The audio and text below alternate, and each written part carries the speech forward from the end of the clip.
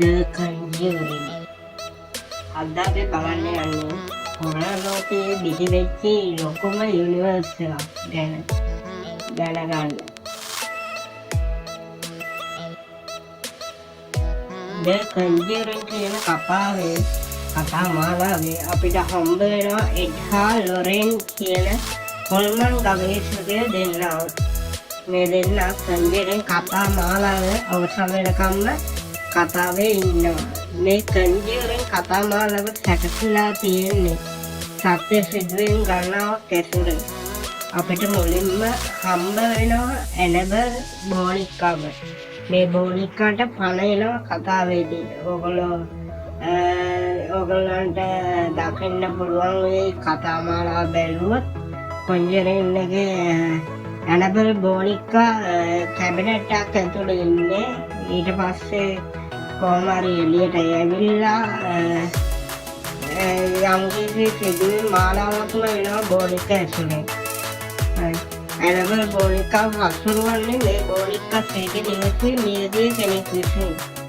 මේ බෝනික්කා විසින් නිවසේ සිටි අය බයට පත් වෙනවා. ඒ වගේම මරණයට පත් වෙනවා.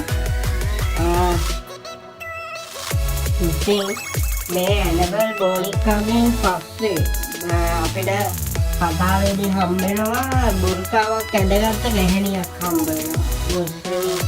මුස්ලිම් මරියක් වගේ බුර්කාවක් පැළඳගත්ත ගැහණියක් හම්බ වෙනවා.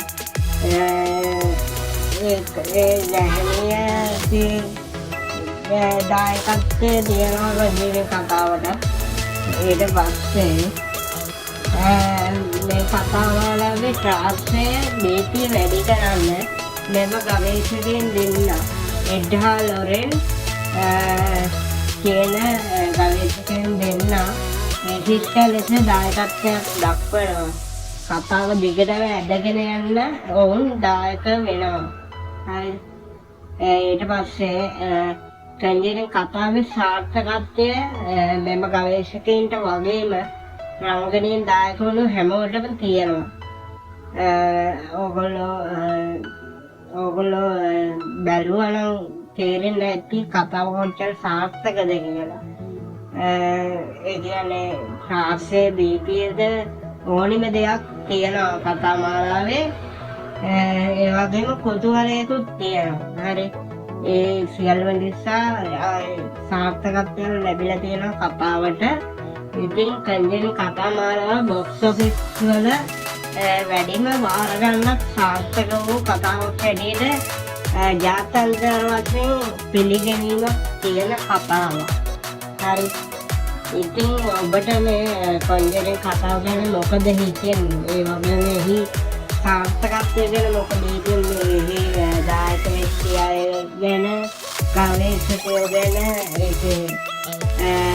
සියලුම දේ ගැන මොකද හිතෙන්නේ? කොච්චර පොලිටියක් තිබ්බද කතාවේ? ඒ සියල්ලම අපි දැනගන්න ආසයි. ඔයාලට කමෙන්ට් එකක් දාන්න පුළුවන්. කතාව අපේ වීඩියෝ එකට පස්සේ වීඩියෝ එකට යටින් දැන්න ඇති.